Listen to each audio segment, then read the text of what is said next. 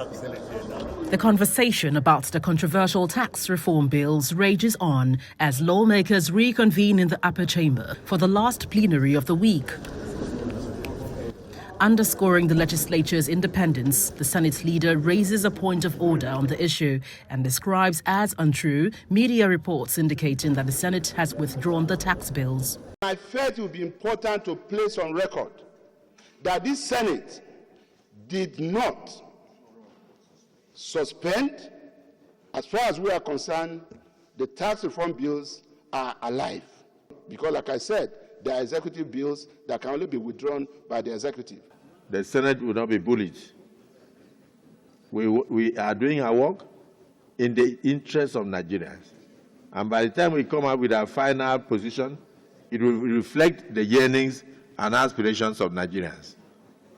And not only that, any reform that we can make, painful as the reform may be, so long as this Senate is convinced that it is in the interest of Nigerians, we will go ahead with it with a view to bringing our economy on a forward march. The point of order is sustained.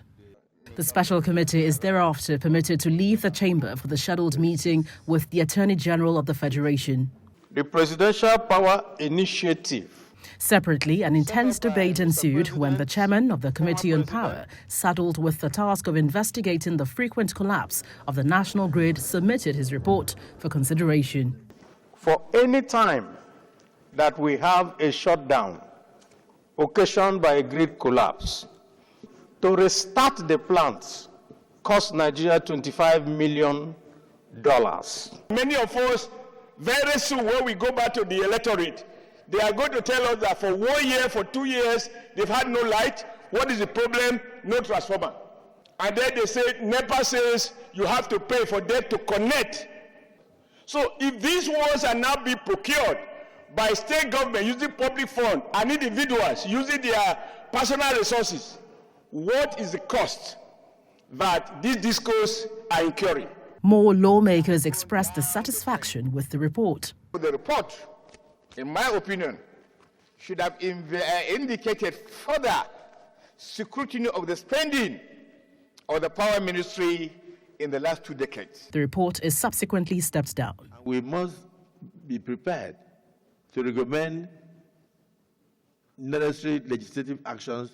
We have a right to revoke. In fact, we can repeal the various acts that made the federal government to commit these blunders.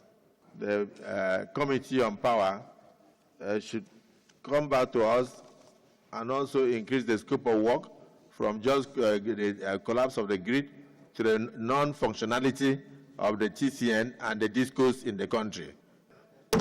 The committee is given 6 weeks to report back to the House. From the National Assembly, Gloria Umezuke, Channels Television News.